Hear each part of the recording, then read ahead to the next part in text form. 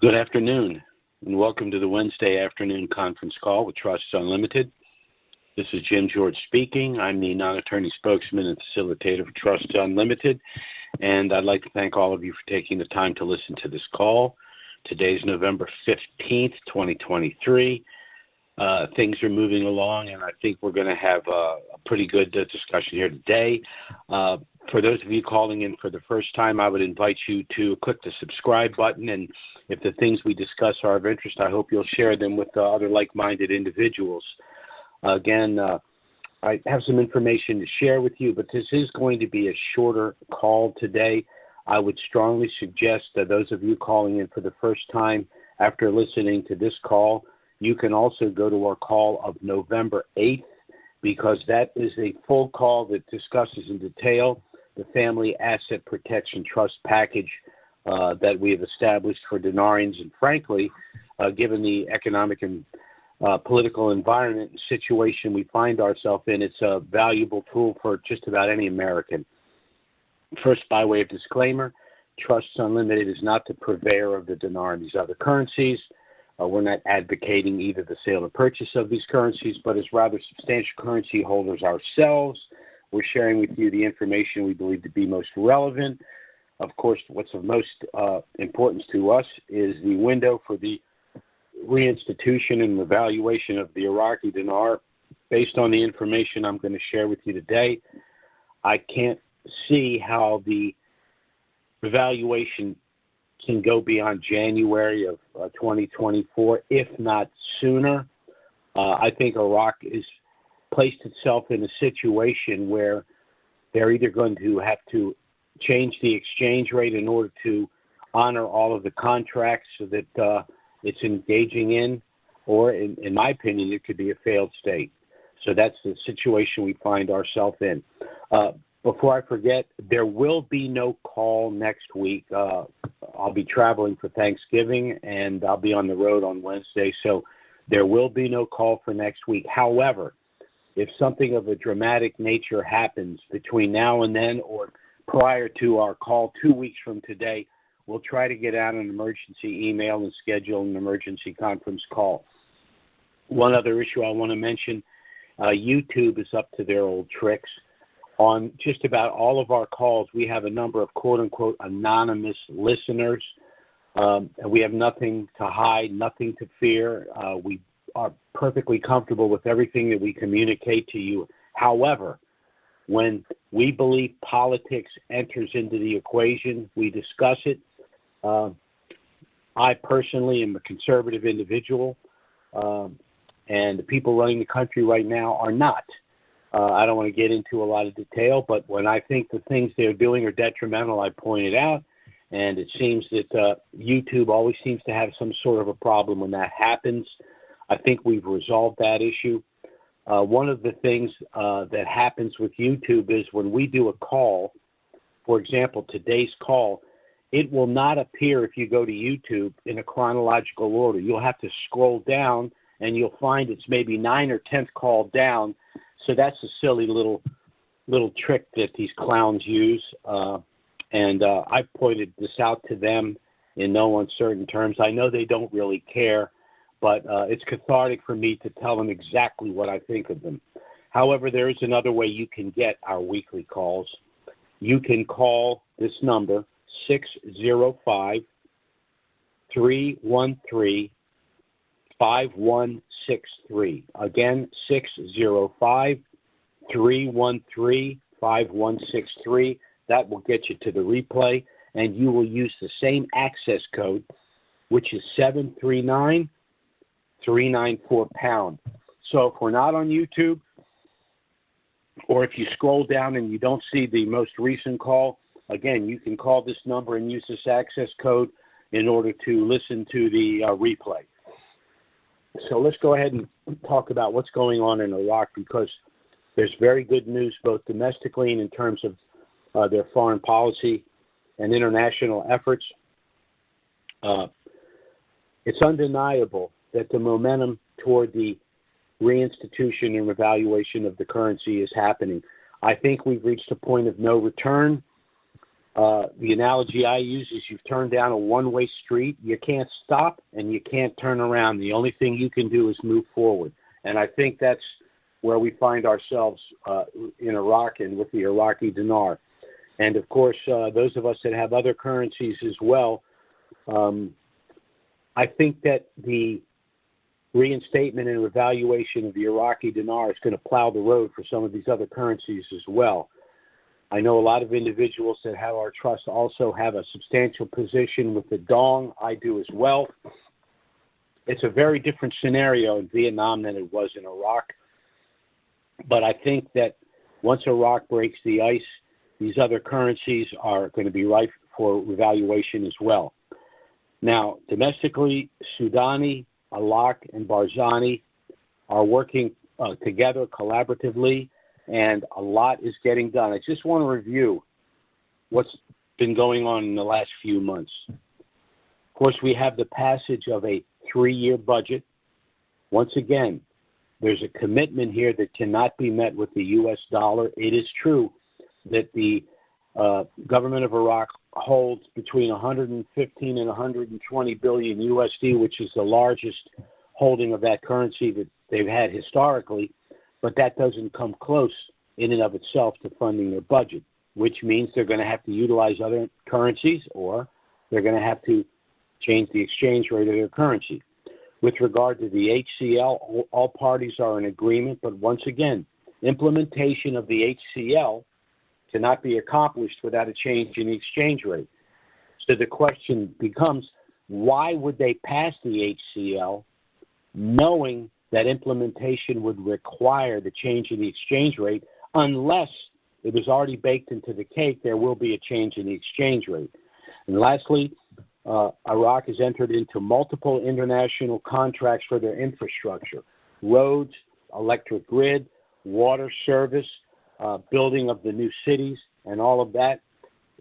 So in my opinion, it's not just that these contracts have been consummated based on the assumption that there will be an exchange rate very shortly.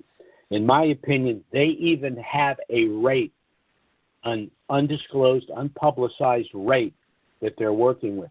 Makes no sense for nations and companies to get into multi-million and even billion-dollar contracts with a country that they know does not have the ability to pay them in USD. The only plausible explanation is that they're going to utilize their own currency, and they're going to need to know a value of that currency in order for these contracts to make any sense. And lastly, Sudani is really working hard to arrest the individuals that have been smuggling, these networks that have been smuggling the IQD out of the country. Now, they're stepping it up, in my opinion, because, once again, they know that there's going to be a change in the exchange rate, and they want to make sure that they can stop as much as possible of the provisional 3-0 currency leaving the country and in the hands of nefarious individuals who want the money for whatever nefarious purpose they have in mind. Internationally, there have been a lot of accomplishments. Iraq is on the cusp of membership to the World Trade Organization. Now, in order for membership, their currency does not have to reinstate and value globally, but their currency has to be out of any sanctions and restrictions. So that right there tells you that the change in exchange rate is imminent, because once the restrictions are lifted, then the program rate no longer would apply. They're also been invited to be members of the BRICS nations, and of course the BRICS nations are a series of nations that are going to utilize their own currencies as reciprocal reserve currencies, excluding the U.S. dollar. They're also been offered membership to certain international baskets, and also they're engaging in currency swaps.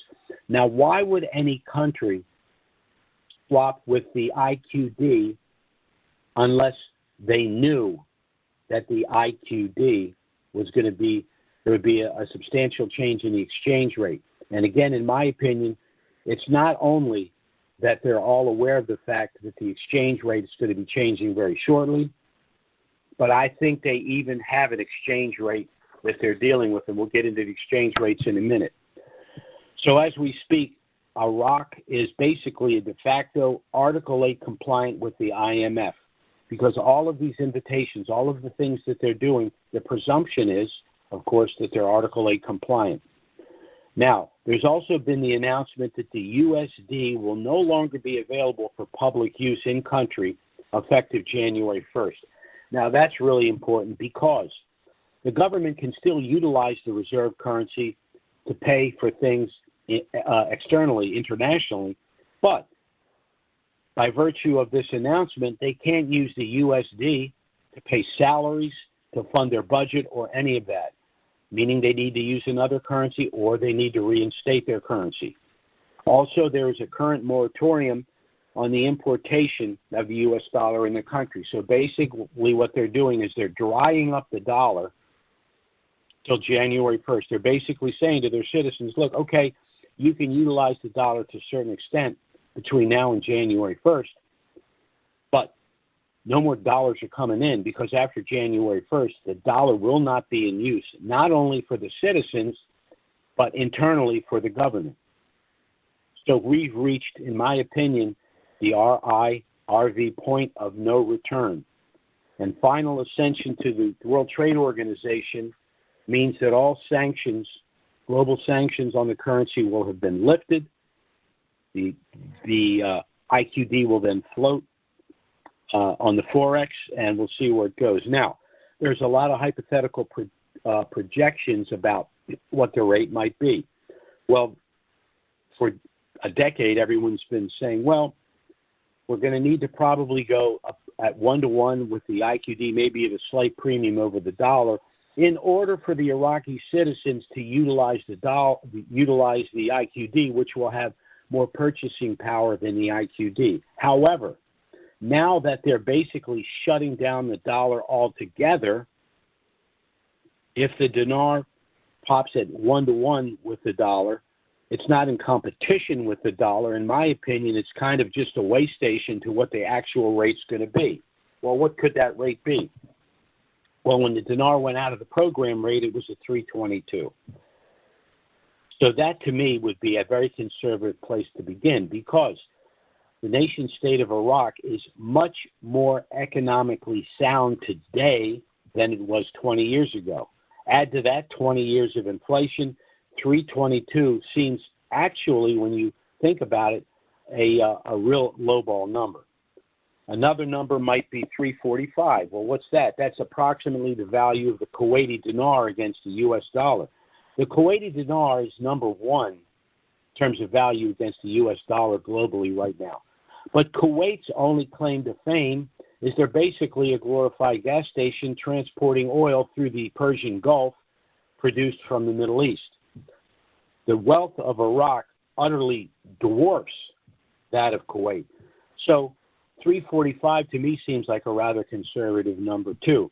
In my opinion, based on what's going on in Iraq right now, based on the price of oil right now, based on Basel IV compliance right now, and just all of the math that's involved in this, I don't understand, or I don't see how the dinar can't be $4 plus once this thing revalues rather quickly. I'm not saying it's going to come out at $4 plus, but it could get there very, very quickly.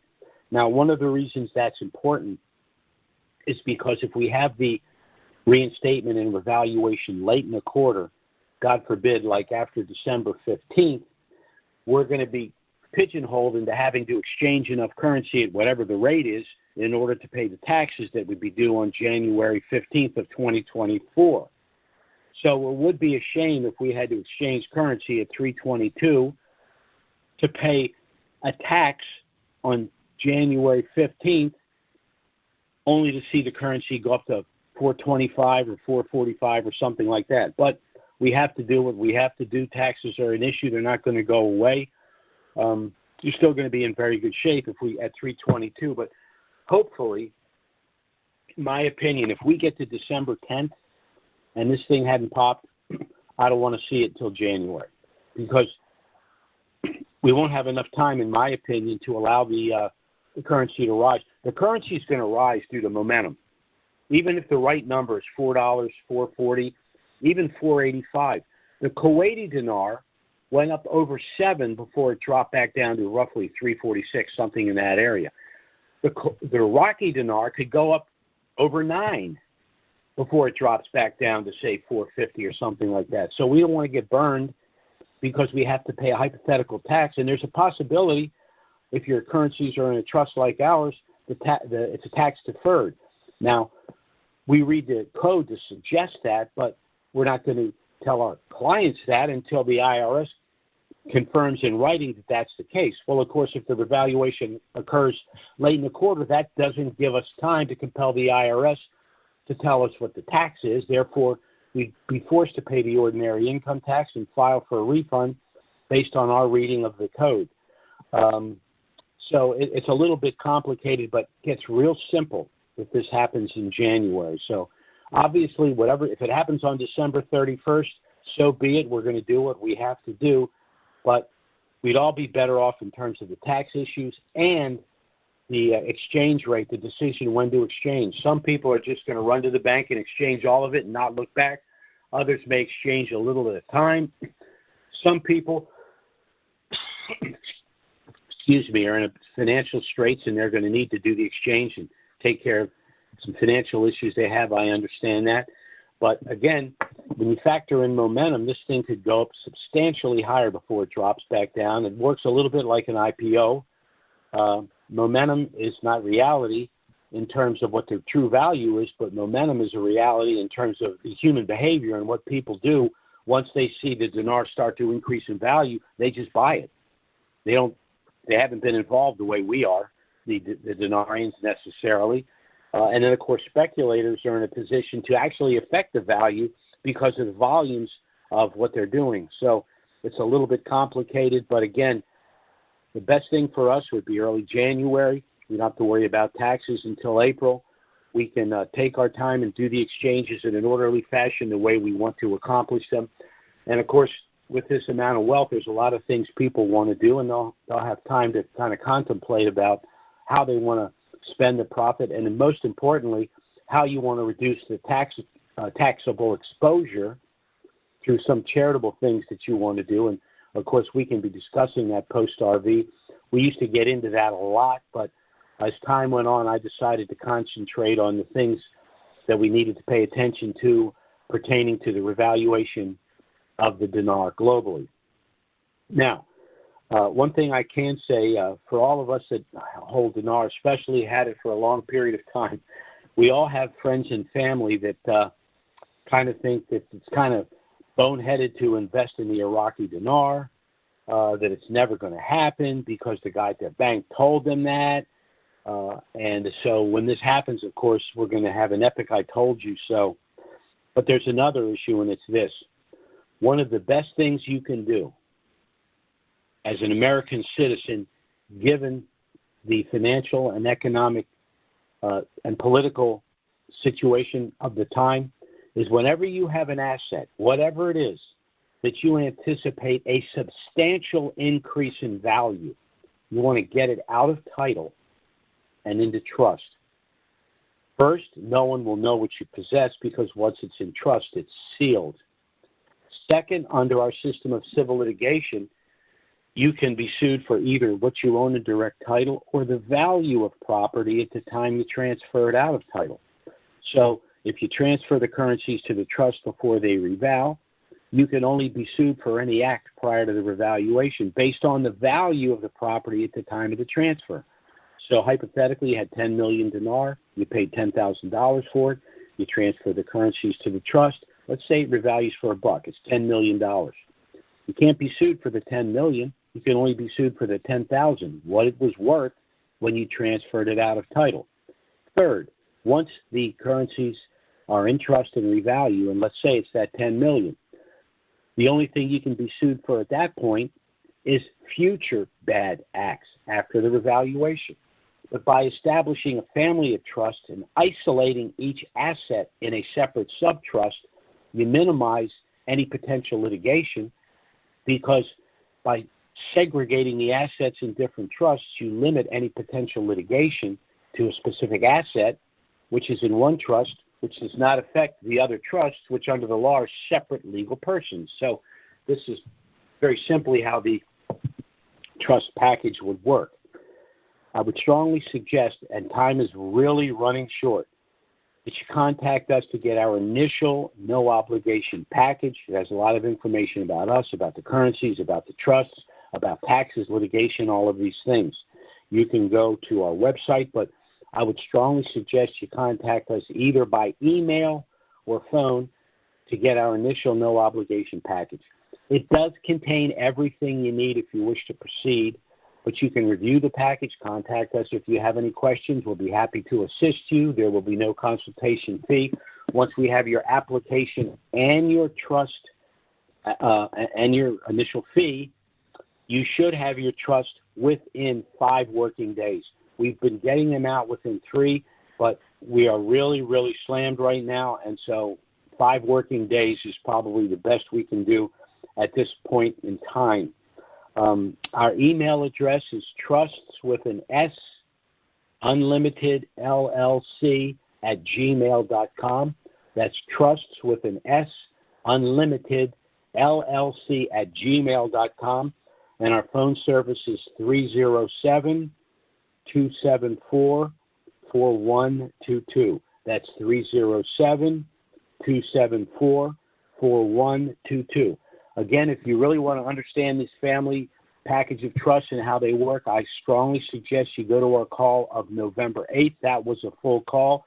You can skip through the initial part and just get to the center of it where we discuss the trust package.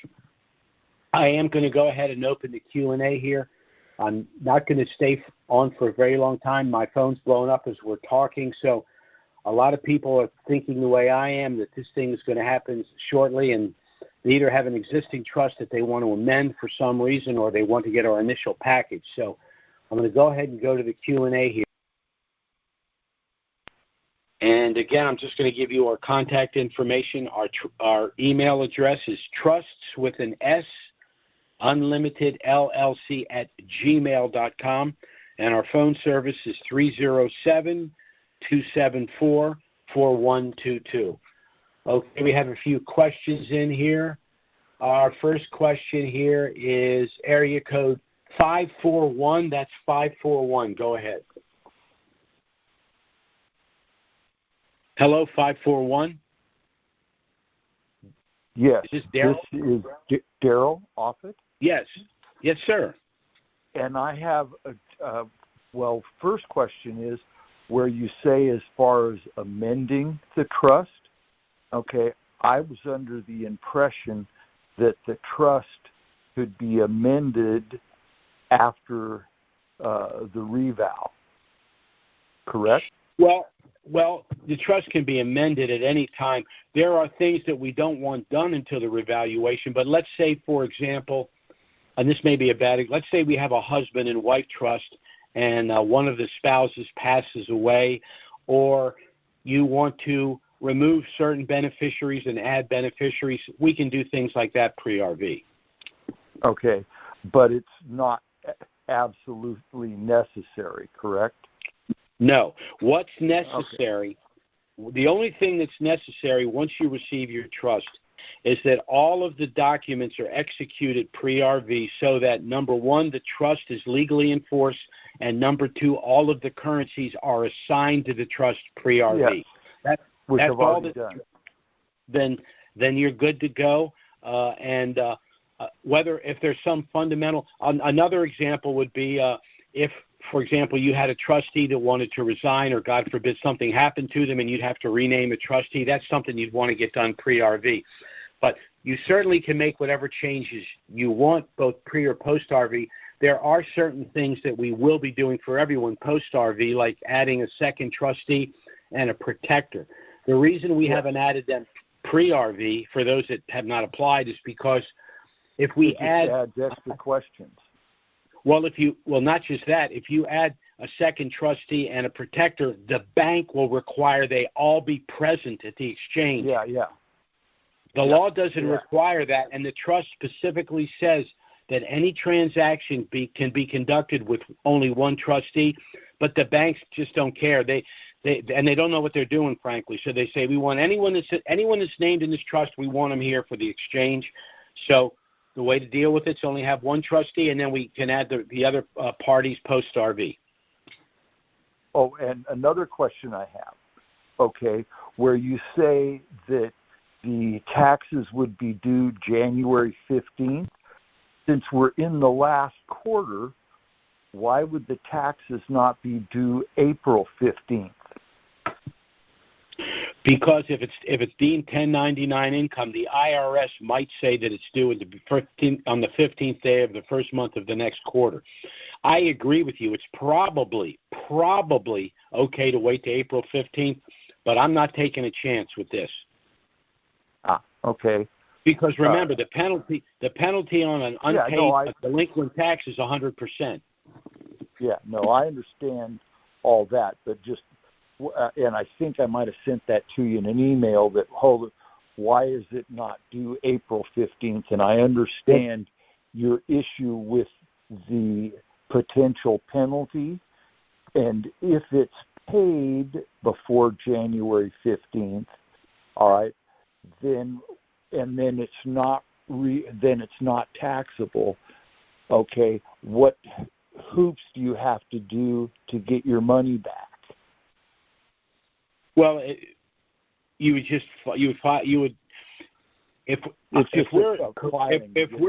we're correct, it should be either treated as cap gain or tax deferred within a trust. But we can't, because the IRS, and we've gone to the IRS, they haven't confirmed that for us. And well, I'll just tell you what I'm going to do. Let's say it happens on December 25th, God forbid. Let's say it happened on that day. Yeah. Which is something that would be a great way for an Islamic country to troll us. But anyway, so let's say it happened on December 25th. I'm going to pay the ordinary income tax on January 15th and simultaneously file for a refund, citing the sections of the code that we've discussed on multiple occasions. If it doesn't fly, I will have paid the tax without penalty. If it does fly, I'll get a refund. Now, I don't like having to pay a tax because that's not due or before it's due. But again, I don't want to risk 100% penalty on this thing. I've waited 10, 15 years for this. Yeah, I can wait an extra couple of months for a refund rather than risking all of it because some clown in some cubicle in the IRS decided I didn't pay the fair tax. Okay, yeah, and I agree. The potential harm far outweighs just paying it and then coming back after them. Or if it's a case that, in worst case scenario, it should be capital gains, okay? But better to pay the whole thing and say, here's worst case scenario, that it is capital gains. Now, on the other hand, let's say it happens on January 7th, okay? We know taxes won't be due until April 15th, and it also gives us enough time to hold the currency if it continues to appreciate, and it gives us enough time to compel the IRS to confirm in writing what the actual tax is. So on April 15th, we'll give them their blood money, whatever the amount is, and we're good to go. That's why when you get this close to the beginning of a quarter, why rush it? I guess another question is, if it happens right now, we're okay. If it happens in a month, we got a problem. Yeah, and now where they've been saying that it has to happen before January 1st, then what makes you say if it was January 4th? I mean, they keep saying that there has to be a reval before that January 1st date. No, what I'm saying is that to me, it's got to happen in January, if not before that. We're hearing now that they're saying that they're moving so quickly, it could happen before that. The other issue is this. Suppose it reinstitutes in country on December 31st, but doesn't reval globally until January 10th. Well, what's the tax that we have to pay? If it goes from 13.10 hypothetically to 1-to-1 with the dollar, that's a profit. Is that taxable to us? Or it's not a functional currency in the United States. It's only functional if we go to Iraq. So are they going to call that a genuine profit or not? These are all of the complications we have if it happens in December, which is why I say just let's hang in there till January, and then it's a very, very simple situation. Yep. Yeah, well, and then after that, like you say, you have till April 15th. Okay? Right. And you said you're going to ride off into the sunset, right? I am gone. Okay. Yeah, all right. And the firm will still be here. No, the firm will still be here, but I'm the pre-RV guy. I mean, they're probably going to try to figure out something they want me to do, and I've already told them I'm done. I'm gone. I got a very large family, and I got plans.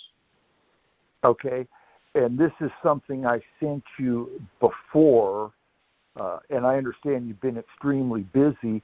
Will there be attorneys at the firm, because you've indicated you've taken information from the paralegals where there have been mistakes, okay? An attorney at the firm, because I'm happy to pay to make sure each individual trust, whether it's a real estate piece of property or vehicle or whatever, that it's done properly, okay? Yeah, of course, the attorneys will be there. The only thing that's changing is I'll be gone, because my purpose here is to market the trust for the firm prior to the revaluation of the currency. So once that's done, my job's over. Their job is then to service the trusts, and they'll do that. Okay, all right. Because I've kind of put out there that, okay, I'm happy to pay for that being done. Okay? So I understand. Well, that's the only remaining fee. There will be paralegal fees involved in making changes. Now, if you go to the firm and say, look, I want to set up these charitable organizations, and I want to set up these nonprofits, and I want to do – that's different. That's not servicing the existing trust. That's legal work. I want to money I give will go to existing things like the Eugene Mission or the Larry Turner addiction. I'm not going to reinvent the wheel. Just the fact that – And you're going to want to do that, because after the revaluation, not only do you have things you want to do, and not only will you have the money to do it, but you're going to want to reduce your taxable exposure anyway. Yeah. So you're doing everything you need to do. And then so that kind of answers what I have, and I've already figured the minimum tax. I used to sell commercial real estate, so as far as depreciation. Well, then you understand, yeah. Well, of course, then you're probably. My daughter's a licensed CPA in California, so. Well, all right, you're in good shape. Okay, thank you. You take care. All right. Yes, sure. Take care now. Bye-bye. Our next caller is area code 347. That's 347. Go ahead. Yeah, this is Praveen from New York. Now, I know on January 1, the Iraqis are going to maybe probably no longer use the dollar, or won't make that the primary either going to use. But what I'm saying is now for the revaluation, would it be generally be a float, or just will automatically change it to, or the CBI automatically change it to, let's say, 1-to-1? Well, once they're part of the World Trade Organization, that's what I think is going to trigger the float on the Forex. And that's what I was saying before. They could theoretically put it there at 1-to-1 with the dollar. They could put it there at 322, which is the rate that the dinar was when they took it. They went to the program rate.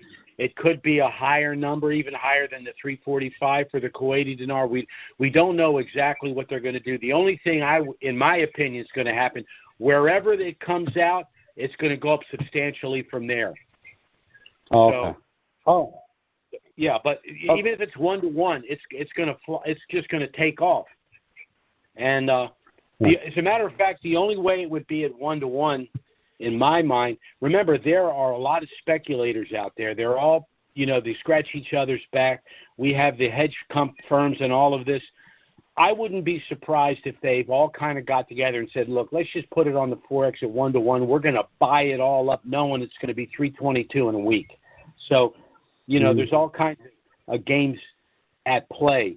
But the only important issue for us is that once these things are done, the World Trade Organization, it's going to hit the Forex. Once it hits the Forex, we're home free. It's just a matter of when we exchange and how much of it we exchange. We're just going to go and exchange it all at once. If we have time, we're going to do a little at a time. There's some very sophisticated investors that have all kinds of things going on. Most dinarians are just individuals that aren't sophisticated investors. They're going to go to the bank and exchange it, and that's fine too, because even at $1, you've made a huge profit. Right. Okay. All right. Okay. Thank you. Sure. Our next caller is area code 732. That's 732. Go ahead. Yes, this is John. A few quick questions. It's just yes or no. If the dinar exchanges, does it allow other country currencies to RV at the same time? Well, the other countries can RV at their pleasure. My only argument was in my opinion, the dinar will go first. And in my opinion, when I said plow the road, I mean the other ones are just, in my opinion, going to start to follow. That's going to start the momentum for the other currencies. The dong has been in a program rate for decades. They have been successful in sort of separating themselves from China. And in my opinion, the dinar could go quite quickly after the dong could go quite quickly after the dinar. I have a number of currencies, and to be honest with you, I got enough dinar that I almost don't care what happens to the other currencies, but I think they're going to go. So when the RV happens, do we exchange it at a Tier 1 bank, and do we need an appointment? I would think that any bank that does currency exchanges would be able to do the exchange. When you say Tier 1 bank, you're referring to the banks, correct? Not the top ones. Bank of America, Wells Fargo, Chase. The top ones. I don't know where to go for it. Well, what I tell you, what I'm going to do, and I'm fortunate because I have a few connections because of what I do for a living. I'm just going to call the banks and see what they'll offer. Not me per se. Just say, look, I work for Trust Unlimited. We have X number of clients. They have an average of so much currencies. What's the best deal you can provide if our client comes in with our trust? But, of course, I know half of our people will already run to the bank with their hair on fire, and that's fine too. But one of the reasons I'm going to do that is also going to tell me personally what bank to go to and what kind of deal I can get. That's a good idea. I'm going to do that too now. Now, last thing. Go ahead. I was just going to say it's like buying a car. Do I want the Chevrolet Impala? Do I want the Ford Fairlane? Well, I'm going to call them both, get a price for both, and say, you know what? I kind of like the Chevy more, but I'm getting a better deal on the Ford, so I'm going to get the Ford. That makes sense, boy. Yeah, that's smart. I'm going to do that. Otherwise, I wouldn't just pick it. Okay. Last thing is it possible Iraq don't do it in 2024? I mean, how could they go after that? It's certainly possible, but they've painted themselves in a corner. Yeah, they don't have sufficient U.S. reserves to fund their budget, to fund the contracts that they have in place. They don't. It's not there. And the World Trade Organization, all these currency swaps. There's no way a country's doing a currency swap with Iraq unless they have pretty good assurances what's going to happen. So, Iraq, I guess it's possible that they absolutely crash and burn, but that's what would happen if they don't revalue based on what they've done. That would hurt a lot of things, including the citizens, and I don't think they need that. Precisely. They've been drained enough. It's been a long time. Thank you very much. Certainly. Okay, take care. Next caller is area code 479. That's 479. Go ahead. Hello, 479? Jim, this is 479. Yes, sir. I've got a friend that wants to listen to your call. He's interested in the trust. I already have one, and I go to your call every week because I like your high degree of intel that seems to be more accurate than any other of the gurus. Not that I'm calling you a guru, but what was that phone number one more time that you gave out? All right, so you mean the replay number or the call number? Yes, sir. The replay. The replay is 605-313-5163, and the access code is 739394#. Now, I have been very upset with the fact that these replay calls haven't been posted by 5 p.m. today. And then when they are reposted, it's not chronological with YouTube. You have to scroll down to look for it. I'm going to call the people involved and tell them that if this call doesn't go up by noon tomorrow, we're going to get someone else to post our calls. Because, I'm busy enough. I can't be tracking down everyone else to do their job. Unfortunately, I'm an analog guy in a digital world. I don't know how to post a call myself, so we pay someone to do it. But I'm just going to tell them, I really want it by 5 p.m. today, but I'm being a nice guy, noon tomorrow. If it's not there, see you later. I get it. I appreciate that because I always like to listen again. I always hear other stuff that I missed during the call. But thank you for taking my question. Certainly. Thank you very much for your kind words. Take care now. Bye-bye. Okay, our next caller is area code 404. That's 404. Go ahead. What's going on, Jim? You're kicking tail today and taking names, huh? Well, I'm doing my best. Awesome. It's been a minute. It's your good buddy Stu from Atlanta. I've been listening for a long time. As we're getting here to the end, there's a couple of questions that I want to ask you because, of course, there's a lot of information that's starting to pop up. And although you do a very great job explaining why we want an irrevocable trust, what I'm hearing that's coming up lately that when you really want to be moving assets in and outside of a trust, I'm hearing more of it of you. That's why you want it revocable versus irrevocable, because you don't want to have to disband the trust to move certain, positions or assets around. Can you give us a little bit more insight as to why for this we want the irrevocable versus the revocable? Okay. A revocable trust is a statutory trust, meaning that revocable trusts are regulated on a state-by-state basis. The primary purpose of a revocable trust is to allow the estate of this person to avoid the cost and delay of probate, and if properly structured, avoid or reduce the federal estate tax. But a revocable trust can provide no privacy or asset protection. So in our humble opinion, it's completely inappropriate for someone who has something like currencies where they're going to have a substantial amount of wealth. An irrevocable trust will provide the settlor, the person creating the trust, with privacy and with asset protection. Now, one of the misstatements or misunderstandings is people will say, well, if you have a revocable trust, you've lost control. You can't place assets in or take them out of the trust at will. You don't have control of what's in the trust. That's only a half-truth, because there are essentially two kinds of irrevocable trusts.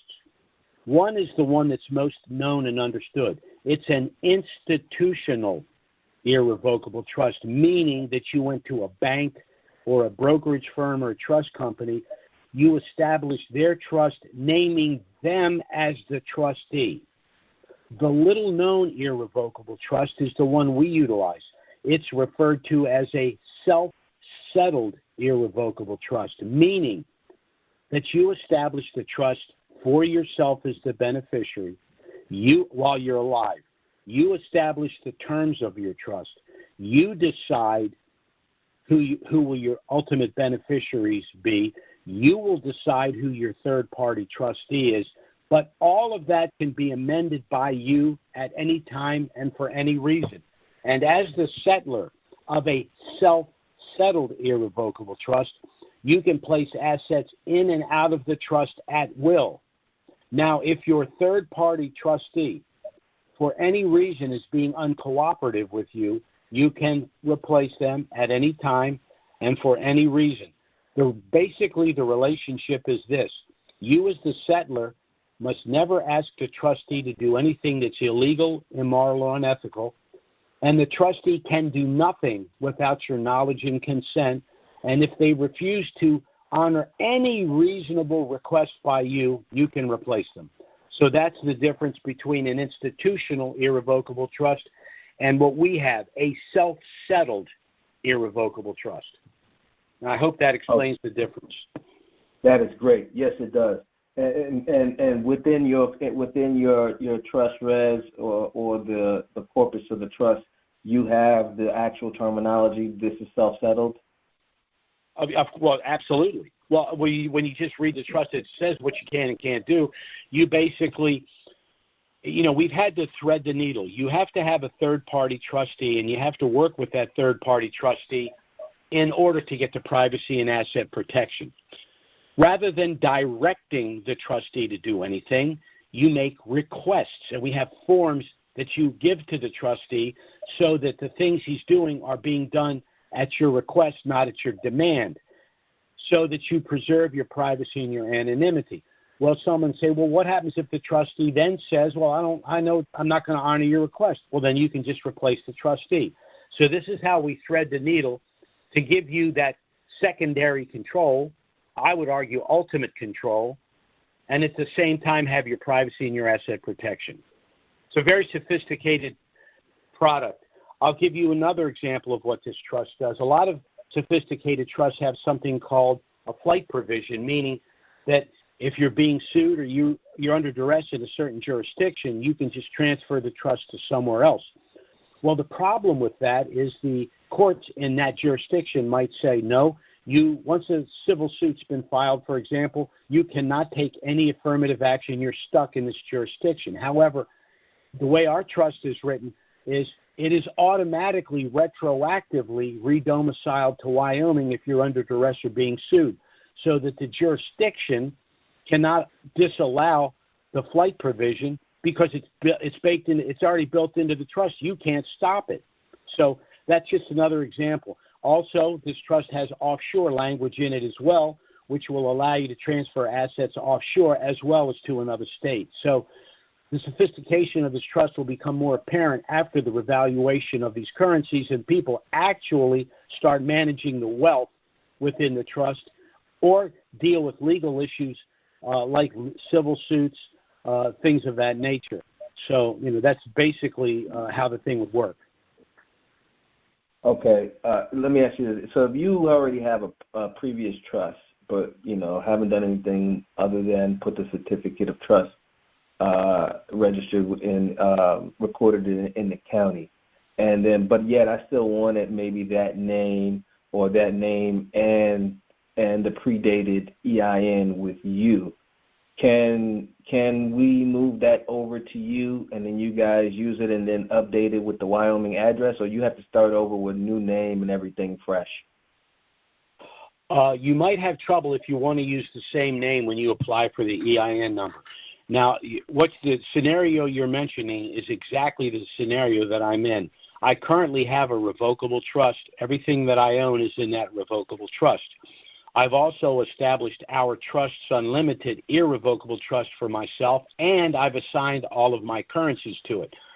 Once these currencies revalue, I will go to the bank. I will negotiate my exchange. The USD will then go into the trust bank account that will be established that day at that bank. At that point, everything that's in my revocable trust, I will either sell, give away, or transfer to the sub-trusts within the Trusts Unlimited trust. The names happened to be the same. I have the George Family Revocable Trust, and I have the George Family Asset Protection Trust. But again, the George Family Trust is one name, and that's the Revocable Statutory Trust. The George Family Asset Protection Trust, which is a little different, is the name of my trust for which I have my EIN and for which my currencies have been assigned. So I'm in the kind of the same situation. Okay, so you basically kind of just change up the name a little bit and just start fresh, so there's no issues. Right. So just leave it as is and don't worry about trying to carry it over. Well, again, the reason I did this, because theoretically I could just assign the currencies to my revocable trust, but because of the magnitude of the wealth involved, I want it transferred to the irrevocable trust before it revalues, and then I'll transfer everything else I own to that trust as well. So the revocable trust is a good instrument, and for most people, it's appropriate. But again, if you're going to be a person of wealth, you're going to want an irrevocable trust. And if you have an asset like these currencies that you believe are going to increase substantially, you want to assign them to that irrevocable trust before they appreciate. Okay, and then if we have any issues, as you have mentioned, that where we might have to remove third-party trustees, are we doing that as a co-trustee amended after the fact? Are we doing that as a protector on the trustee, or are we doing that from the position of the grantor or settler? The protector's job, first of all, the protector doesn't have anything to do if the trust is unfunded. One of their functions is to help resolve an issue or a disagreement between the settlor and the trustee. However, the settlor always has the ability to remove and replace the trustee at any time and for any reason. So if your trustee, for any reason, isn't with the program, you just replace him. Sweet, gotcha. So the power remains in the fact that you're the grantor settler. That's why I say you ultimately have control, even though you have a third-party trustee. Because if the trustee is being uncooperative, you just replace him. But because you have a third-party trustee, you also have the privacy and asset protection that you would not have with a revocable trust. Gotcha. Okay. And also I know that you've experienced this, and you've mentioned this before, where banks have problems with business trust, where they don't really want you conducting business. So do we have it written up in that way, or do you Banks do not like you having a trust with anyone else because they're banks, and for some reason they want you using their trust. They don't. 90% of them, I hate to say this, don't know what the hell they're talking about. I'm sorry, it's the truth. Now, most banks do not utilize or will not accept a business trust. Some banks think our trust is a business trust because it has certain characteristics of a business trust. One of the documents you will be presented with from our firm is a letter specifically stating that our trust is not a business trust and why. So you will have that. But you're also going to confront another issue. We refer to this as the Jed Clampett situation. You go to the bank, you got 10 million dinar, you have our trust, you want to negotiate the exchange and put the money in the trust bank account. The bank says, well, we want you to use our trust. We don't want you to use that trust. Well, some people are going to say okay, which is a mistake. Most people, if they're clued into what's going on, are going to say, well, you know what, this isn't how it's going to work. My trust is a legal trust. I want to utilize this trust. It's my money. It's my currency. So if you're not willing for a few keystrokes to make tens of thousands of dollars to create a trust bank account for me, I'm just going to go across the street to that bank, even if they give me a little less money, because I want complete control of my money. I want complete privacy. I want complete asset protection, and I want potential tax deferral. And I don't get any of that without my trust or using your little, dog crap trust. All right? So this is how it's going to work. We're going to use my trust or I'm out the door. Now, a lot of people don't have the guts to say that, and I didn't when I was a young man. I have no problem with it now. And if they don't want to do business on my terms with my money, see you later. Gotcha. And the Wyoming address we'll be using for the trust, is that like a virtual address that will be a separate expense? No, you will use your whatever personal mailing or personal home address you want to use. That will be the official address of your trust. Okay, but I thought it had to have a Wyoming address, and it comes out of Wyoming for the protection. No, it does not. No. This is the way. Now you're getting into something called choice of law. For example, individuals that want to set up sub-S corporations or C corps use Delaware. All of our major car companies are physically located in Michigan, but their corporate address is Delaware because they have Delaware corporations. If you set up an LLC, you might use Nevada. In this particular case, you're using Wyoming. All this means is if you're under duress or being sued, you're protected under the provisions of the state of Wyoming. But you, on a day-to-day basis, you operate in your own state, your own bank accounts, using your own name. Wyoming is only an issue if you're under duress. And that's why it's called the Wyoming Trust. Not because you're in Wyoming, but because you utilize the statutes of Wyoming to protect your wealth. Okay, so it doesn't have to be in a jurisdiction in order to use that, basically. No, absolutely not.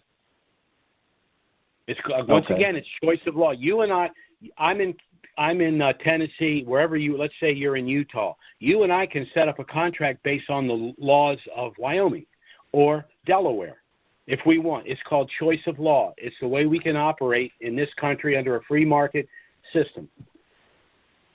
Understood. And outside of this, I know it may not be what you recommend from the trust program, but you know, in your own personal endeavors, are you also attaching a single member LLC to have a public face and interact between the trust being private and using the LLC to conduct any other public business? No, I won't do that, only because an LLC is a statutory instrument, and then all that information is available to the state, and I don't want that information available to anyone. Now, one of the things that I will probably be doing is purchasing either properties to use for short-term rentals or just to flip them, and I'll purchase those homes. I'll place each of the homes in the sub-trust. One of the other reasons I'm doing that is I want to transition as much as possible to tangible assets, because the U.S. dollar is a dying currency, courtesy of Keynesian economics, and the debt-oriented spending, tax and spend policies. I mean, we'll be spending $7 trillion this year. We're $30 trillion in debt. I mean, it's absurd. It's absolutely absurd. They're turning the dollar into monopoly money. And so I want to transition to tangible assets.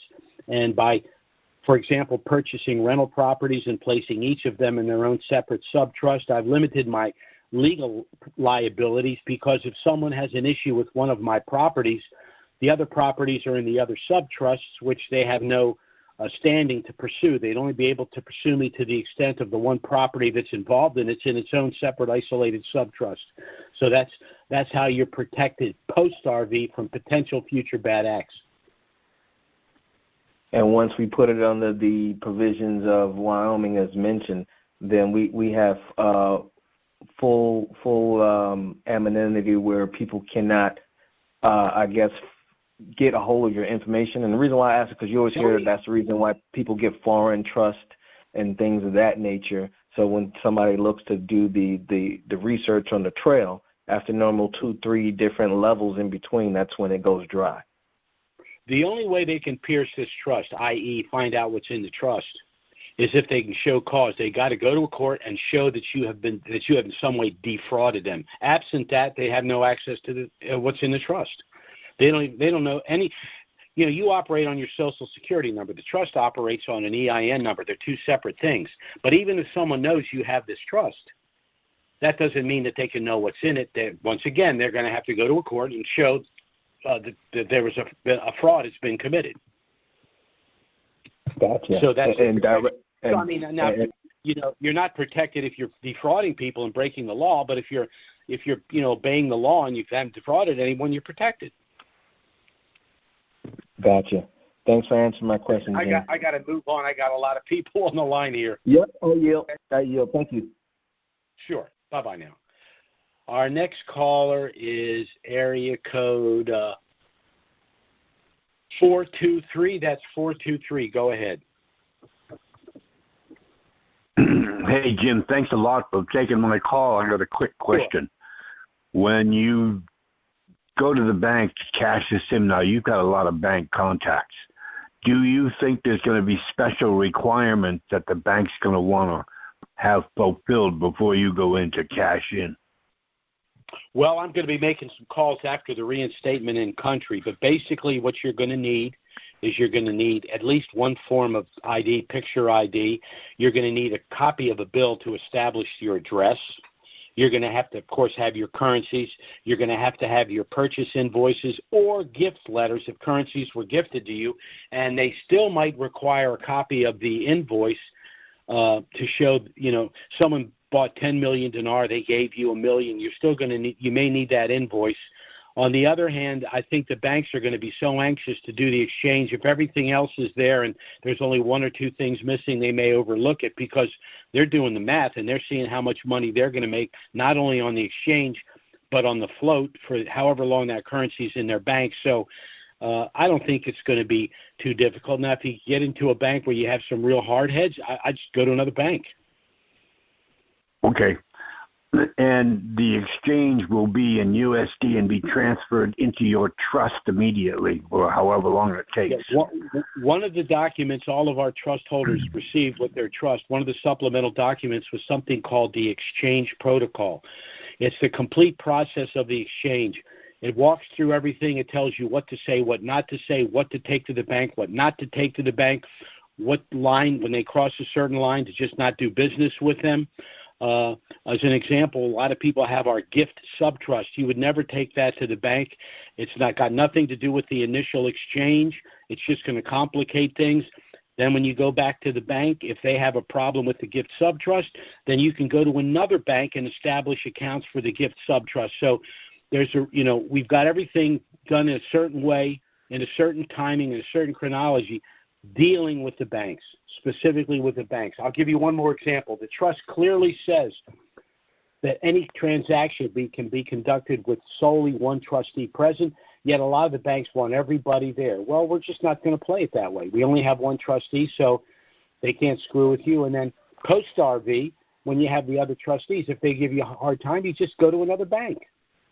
Yeah, I mean, we've got trustees that are out of state. So yeah, if they want them all in there at the same time, that may be a logistical nightmare. Right, and which is why we suggest you only have one trustee pre-RV, but you're going to do what you have to do. The way I look at it with the bank, and I tell them, you're interchangeable to me. You're here for liquidity and convenience, period. You're not investing my money. I'm not in a partnership with you. I'm doing you a solid for coming to your bank, okay? So if you're not going to work with me, I'm going to go. Where really people need to go is to their local regional banks or their credit unions. Those are good people. They're easier to work with, and I'd much rather bless them with the money than some of the large banks. And you think that some of these credit unions are going to be agreeable to exchange the dinar? No, the regional banks are TVA, or I say TVA, that's the one I deal with, Tennessee Valley. I know. Yep. They can't negotiate the exchange. You're going to have to go to a major bank. But what I'm saying is, to the extent you need money in banks, I'm going to roll into those banks and move my money there because I get better service from them. Right. And I always have. And, when you go to a large bank, they just shoehorn you into their size 9 shoe. When you go to these other banks, they're much more amenable to working with the individual. And I'd rather have the money be local than with a large bank anyway. Now, I've heard you say Citibank is somebody you deal with or have contacts with. I have had some contacts with Citi. The one bank I will not deal with unless literally it's the only place I can go is Wells Fargo. I've had real problems with them over the years. Okay. I mean, just asking for your opinion, that's all. Yeah. Well, the large banks is where we have to go to do the exchange. The smaller, local, regional, banks and credit unions is where I personally would much prefer to do my banking. And since I'm not going to have very much money in the bank anyway, I'd much just rather deal with them. And, imagine what it's like to walk into a small bank like that and say, I'd like to transfer some money to your bank. Oh, okay, how much? $1.2 million. And they're going to, I know. They're not going to, it's, to be honest with you, it's going to be fun. Yeah, and imagine having 15 people stand in line and do that. Right. I have a friend that he's just decided that these currencies are never going to revalue. And we're good friends. We joke around all the time. But one of the things I've always wanted is a 1962 Aston Martin. I think I went to a James Bond movie when I was like 10 years old. So anyway, what I'm going to do is I'm going to buy that car and I'm going to pull up in front of his house and honk the horn. Yeah. And so there'll be no maximum or minimum that we have to turn in then. Of currencies? Yeah. Well, because you got to pay taxes on the profit. Unfortunately, Section 98082 of the Internal Revenue Code says if the profit that you would realize from an exchange exceeds $200, you must pay the tax. So they're telling us the taxable event's the reval itself, not when you do the exchange, which is why dates are important. So if you have 10 million dinar and you think, well, I'm going to exchange $1 million and sit on 9 million, because taxes are due on all 10. So just don't play games. Do your exchange, pay your taxes, invest wisely. And move on. That's right. Okay, now how do you get around that? Isn't there a $10,000 transaction the IRS must be notified by, or a $100,000 transaction? Well, it's got to do with the report of suspicious activity reports that the banks file. People do something called factoring, where they move money in small amounts. However, if they determine you've done anything wrong, each one of those structured transactions becomes a criminal offense. So don't play any games. Like I said, go to the bank, do your exchange in a timely fashion based on your ability and what the rates are. I know, but I mean, exchanging dinar is not a shady transaction. No, but when you're talking about 5 and 10,000, that's what that number is based on structuring. When people say, right. well, I'm going to $10,000 of this, no more than 10,000 of this, that's to try to avoid a suspicious activity report. But if you ever do get in trouble, they'll go back and tag you on all of those. They say, well, you transferred $9,900 26 times. You've committed this tax fraud over here. So every time you did that is another charge. That's why I say you don't want to screw with the IRS. Well, then I guess you answered all of my questions and satisfied my wife's curiosity, so I'm just going to hang up and listen to the rest of the phone call. Thanks a lot. Thanks very much for your call. Bye-bye now. Right. Okay, our next caller is area code 603. That's 603. Go ahead. Hey, Jim. It's Don down in Florida. How are you? Hey, Don. Down there in the good weather, huh? God's country. Well, it's raining today, but it's warm, so it's still comfortable.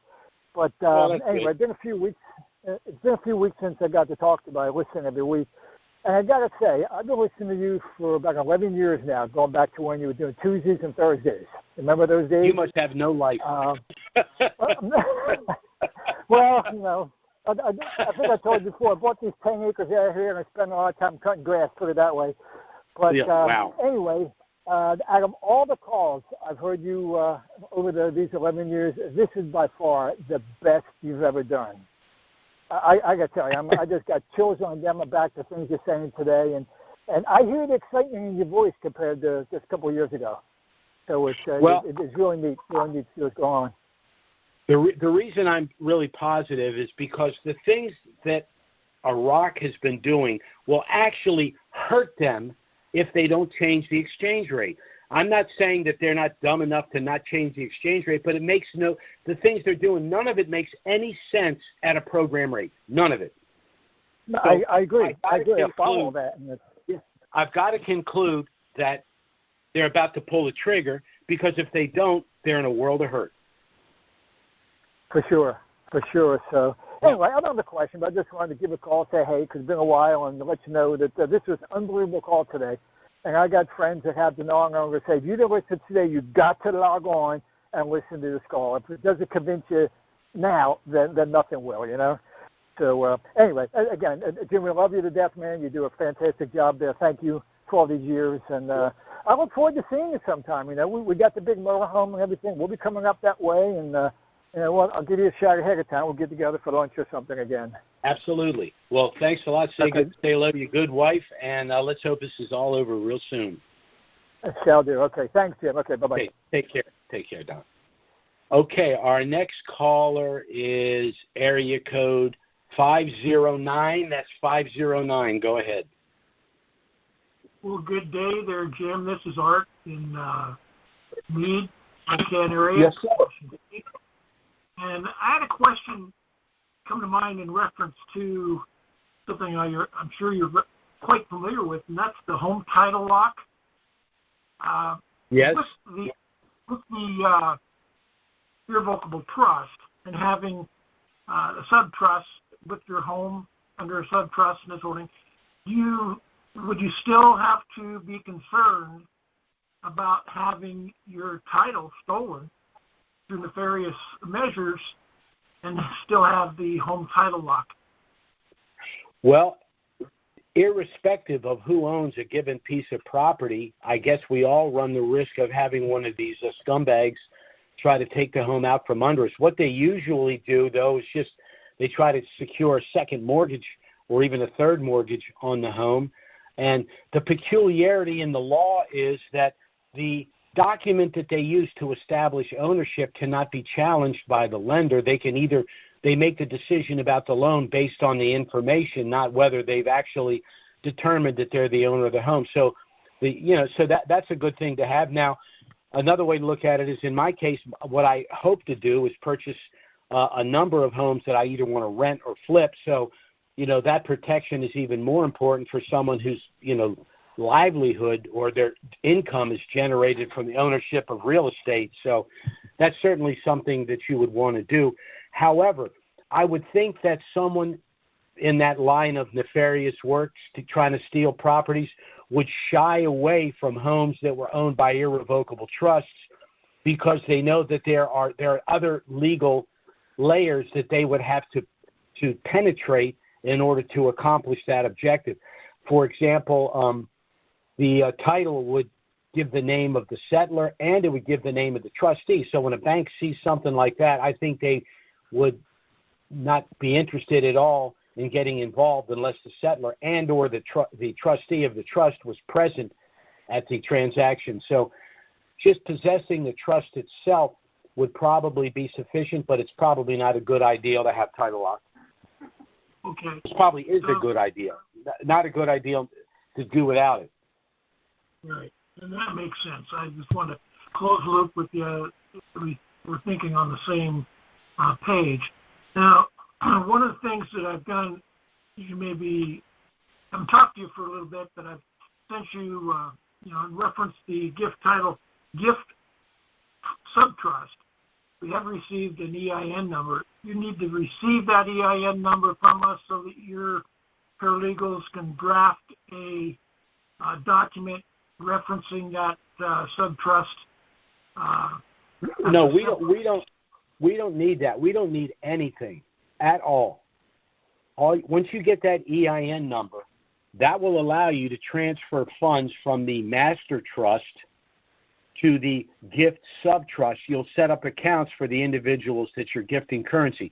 The reason you need an EIN number for the gift subtrust is because that's the one trust within the package for which you as settlor are not the beneficiary. You are the trustee for the recipients of the gifts, which is why that requires a separate EIN number.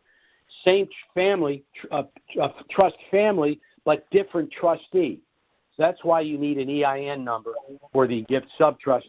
And in the exchange protocol document, you don't tell the bank you have a gift subtrust. You don't take it into the bank. They don't even see that. It's none of their business. It has nothing to do with the exchange. All of that's done after the fact, after you've negotiated your exchange, after the USD has gone into the master trust bank account, after that money is available to be transferred. Then you go in with the gift subtrust. And if the bank is uncooperative, you can literally go to another bank and set up the gift subtrust and transfer money from the master trust to the gift subtrust. So if the bank wants to lose all of that money, let them. I understand. Okay, so then you don't really need any, I'll say again, you don't need anything, because once we've got the subtrust, we've got the EIN, we've got the documentation with the notarized letter of, representing the gift subtrust. That's all we need. Right. Period. Now, from our standpoint, we wrote the trust. We know what you're doing. We don't need anything else because it's not our trust. We merely wrote the document. Now, if you make substantial changes to the trust, well, we know about that too. We made the changes.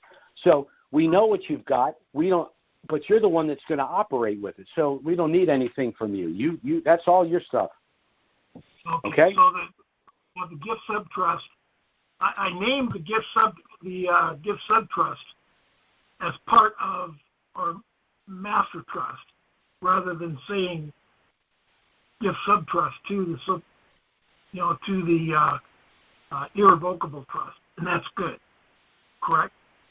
Yeah, but the gift subtrust is a separate standalone trust now. The other subtrusts are managed by the master trust with the trustee.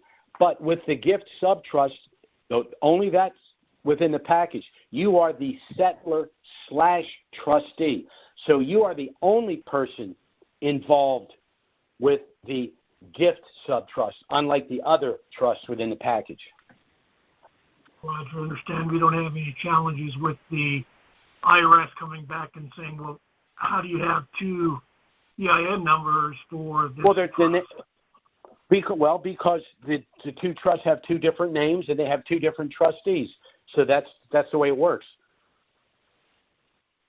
Enough. Roger that. Thank you very kindly, sir. Good day. Sure. You take care, Ozzy. All right. Bye-bye now. Our next caller is area code. Well, here's Anonymous. This will be interesting. Anonymous, you're on. Hey, Jim, thank you so much for taking my call today. I have a question about the gift tax. So I've heard you talk in the past, and please correct me if I'm wrong, I've heard you talk specifically about, there's the annual gift tax limit of $17,000, so that if you give someone $17,000, you don't have to file an IRS document, it's tax-free to the recipient, and there's no, tax implications of that action. To the extent that there's any tax, it would be paid by the recipient, but there shouldn't be. I thought the gift tax is paid by the giver if there is a tax, not by the recipient. If it exceeds the limit, if it exceeds the $17,000. So what you're saying is that let's say, for example, I were to give you, Jim, $20,000, and the $17,000 would be non-taxable, and the $3,000 overage, you're saying, would be taxable. Is that what you're saying? Would be taxable to you. It would be the gift tax in excess of the annual maximum. Right. Or it would reduce the unified credit. It's a little bit complicated, and of course there's a different tax if you're you can give a different amount to a married couple. It's as a married couple, as opposed to an individual. But if you stay within the limits, to the extent there's any tax, for example, let's say I gave you $1 million dinar today. That's $1,000. Okay, that's not taxable to me, but you go and exchange that currency for $1 million. Well, you'd pay the tax on that. I gifted you the currencies, but you're going to pay the tax on the profit. Okay, I get that. Let's deal with cash and not currency. And the question I have about the previous example is, the $20,000 example is, we're clear that there's a $17,000 annual limit for the year 2023. I think it's going up to $18,000 in 2024. I believe that's correct. What I'm not clear on is if the additional $3,000 is taxable, how does the lifetime exclusion impact it? Because as an individual, I have a lifetime exclusion of just short of $13 million for giving. I think it was 12.2, isn't it?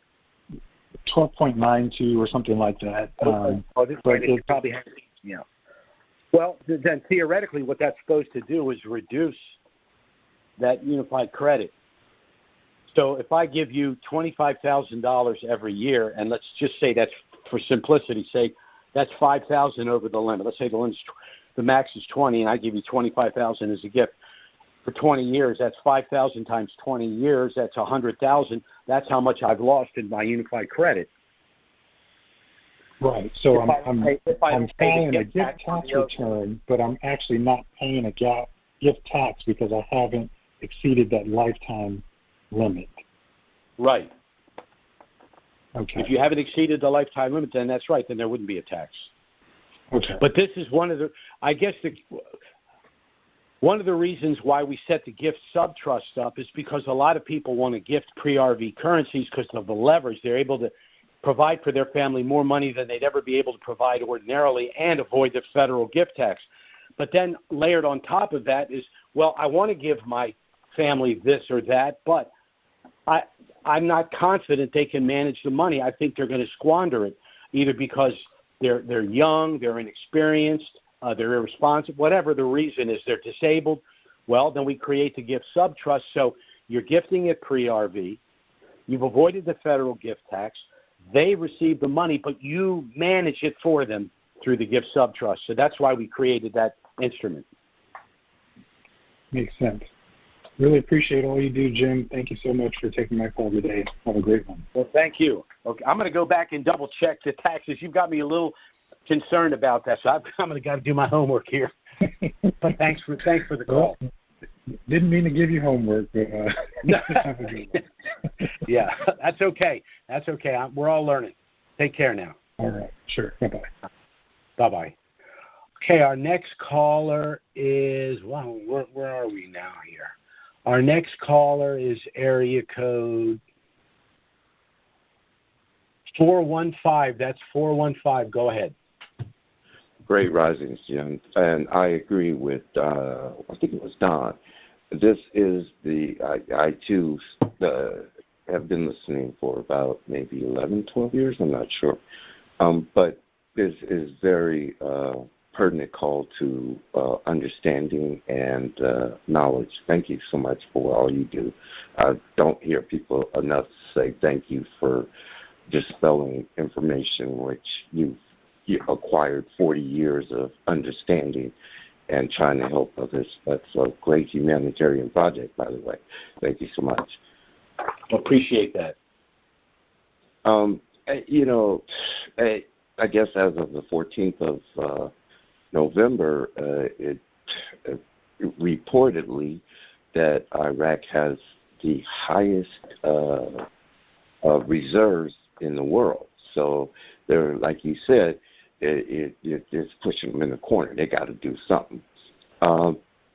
And also that they're the linchpin to what I glean as the digital process. So once they revalue, then we're going to be on a digital perspective, and digital could be, I glean as well, is serialized. So gold-backed as opposed to commodity.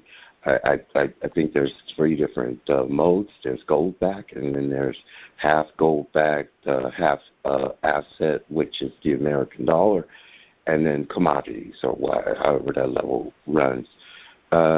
You brought a lot of interesting things and accomplished a lot in my mind to be firm and sound with a grantor, because I understand as well. Now maybe you can explain what is the difference between a grantor and a non-grantor, please.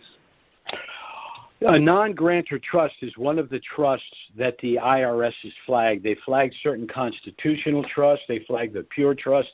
They also flagged the non-grantor trust. The way the non-grantor trust works is that an individual will create a trust, and they will name someone else other than themselves as the grantor. They will name themselves as the trustee. The theory being, as the trustee, they can completely manage their own money rather than having someone else manage it.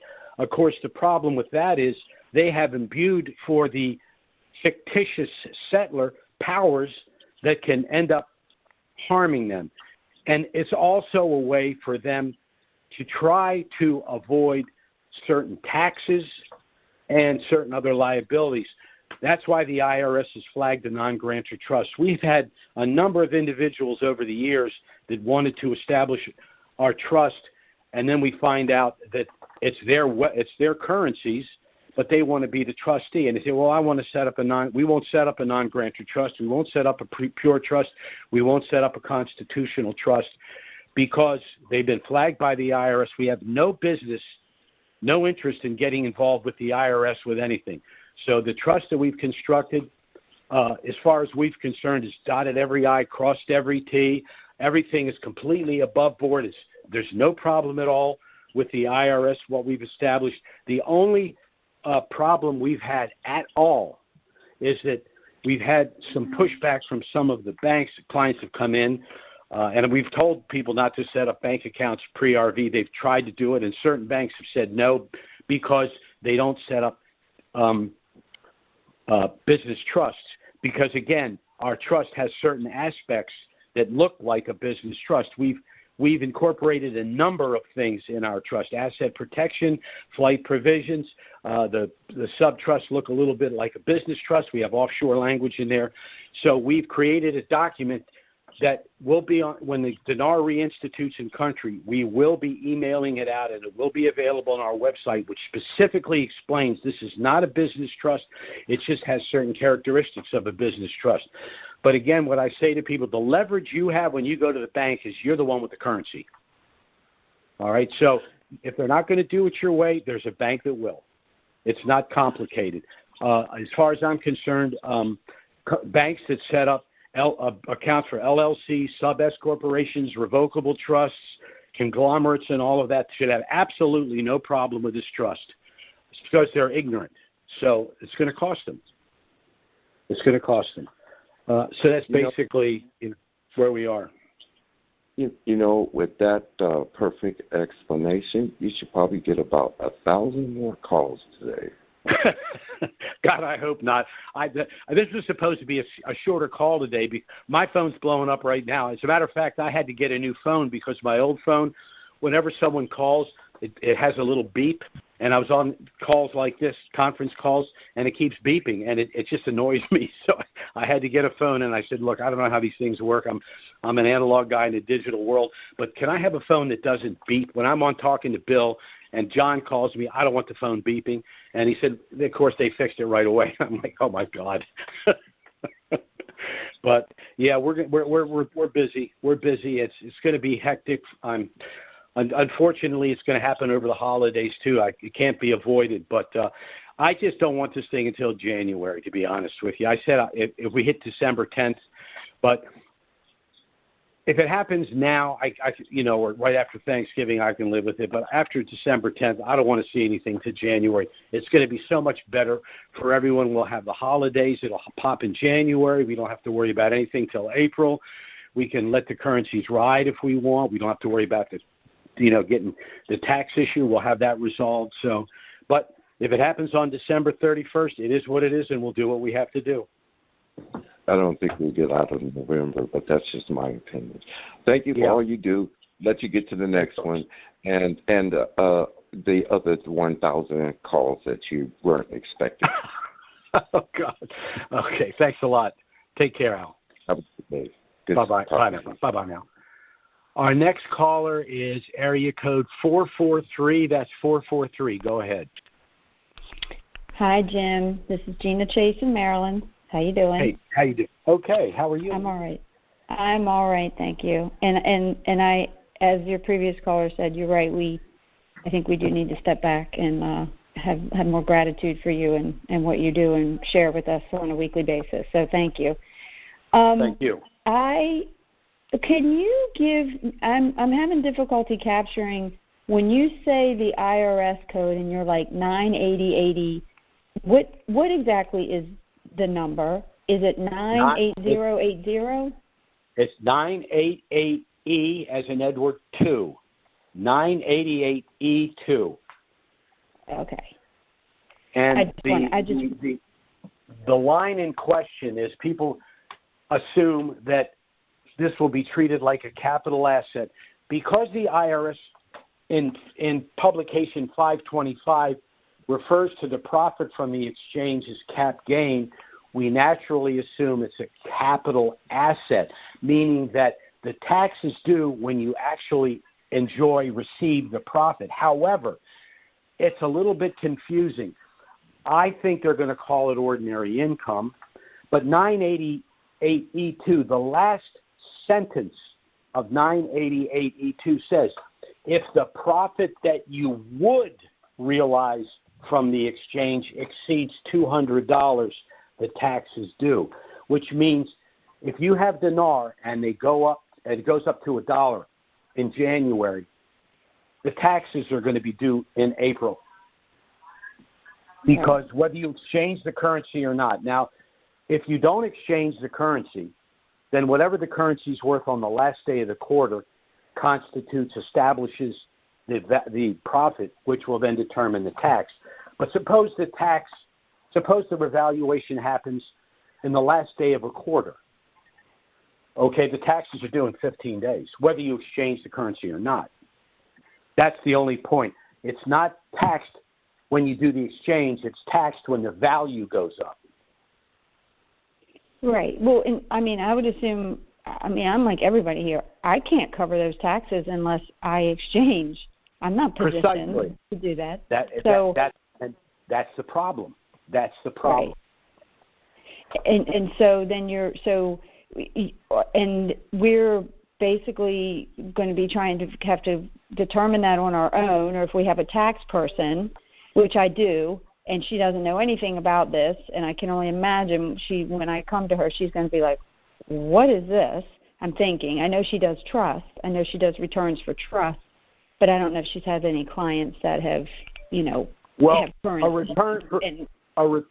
A return for a trust merely means, of course, that they're paying the taxes that the trusts are due. The question we have is, what is the tax on this particular transaction? And again, publication 525 refers to the gain as cap gain. But it was the IRS versus Caterpillar in 1978 which said that you cannot rely on a publication if that's the only sole source. So I don't know anywhere else in the code that specifically refers to the profit from the exchange of a pre-valued currency as cap gain. Therefore, we have no choice to pay the ordinary income tax unless the revaluation occurs early enough in the quarter so that we can compel the IRS to confirm in writing what the actual tax is and pay it accordingly, which is why January, we're golden if it happens in January. No taxes are due until April. We can exchange it when we think it's the best time. We can compel the IRS to tell us what the tax is. We pay the tax on April 15th, and we go on our merry way. All right. Well, I always pray for the first of a quarter. I never want, if it's after the first day, I don't want it. I'm not. I think it's gonna be a lot for us to get through it. I mean, I'm just an ordinary person, right? Who's got kids and aging parents and a job, and so to have this in the mix of my life, I need as much time as possible. I don't know how much currency when you say ordinary person, you're referring to net worth and having to work for a living like the rest of us. But after the revaluation, as you define it, you won't be an ordinary person. You will be an extraordinary person, and you will have the money to hire whomever you need to figure this out for you. It's just that you won't have the time if it happens at the end of a quarter, and this is me. If it happens on December 31st, I ain't going to hate it, but I'm going to just go ahead and pay the ordinary income and file for a refund. I'm going to hate it. I'm going to say some things that my wife will say, Jim, stop talking like that. Mm-hmm. Right. But it is what, no, or she'll say, Jim, you're a wealthy man. Shut up. Right. It's just a nuisance. This is just a nuisance thing that we'll have to deal with. Yep. But, I say we have to deal with two groups. We have to deal with the banks and the IRS. They're not our friends. They're not our friends. The only way they're our friends is if we can do something for them. It's just the way of the world, and we'll have to deal with it. So once December 10th comes, like I said, if it pops on December 31st, it is what it is. But once we hit December 10th, I do not want to see it till January. And when these people get on, and some of the gurus say, oh, I'm praying it happens before the end of the year and I want to strangle them. So why would you say that? Or some of them are still saying it's not a taxable event. Yeah.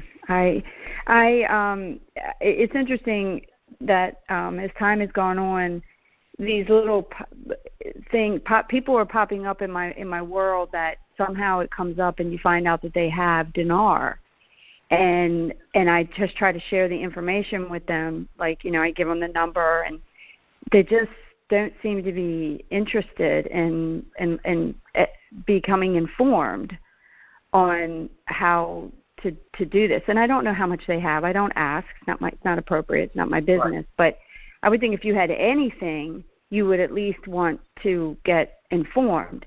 But they just don't. And then you're like, well, I shared the knowledge with you. I shared the resource with you. You chose not to act upon it. So God bless you. I hope everything works out. That's all you can do. And, and like I said on my call, everyone has friends and family that are rolling their eyes that you have currencies, Yeah. And it's probably a personal flaw in my character, but I'm going to really look forward to my little I Told You So tour. In your car, in your Aston Martin. Yeah, my 1962 Aston Martin is going to have 007 on the back. I got and a sign that says I told you so. Just get something across the windshield that says I told you so. But anyway. Well, I'm going to send them all telegrams. All right. Well, that's all I had today. I'm going to dig into that and try to read that and get myself on knowledge, somewhat more knowledgeable about that. Thank you so much for all you do. Have a great holiday and take care. You too. Thanks a lot, Regina. Take care. Bye-bye. Bye-bye. Bye. Well, Regina was our last caller. Again, I'd like to thank all of you for taking this time to listen to this call, and particularly some of the kind words that I've enjoyed here today. I do try to do a good job and do my homework, and from about 6 p.m. on Tuesday night until after my call, I go into my little sanctum sanctorum and tell the wife and the kids when they show up with the grandkids that, hey, I'm working. So I do try to put together the information that we all really need for these calls, and I appreciate the feedback. Our next call, of course, is scheduled for next Wednesday. Certainly if something of dramatic nature were to happen between now and then, we'll try to get out an emergency email and schedule an emergency conference call. But failing that, we'll be back next Wednesday, noon Eastern, 9 a.m. Pacific. Again, thanks so much for listening, everyone, and have a great week. Bye-bye now.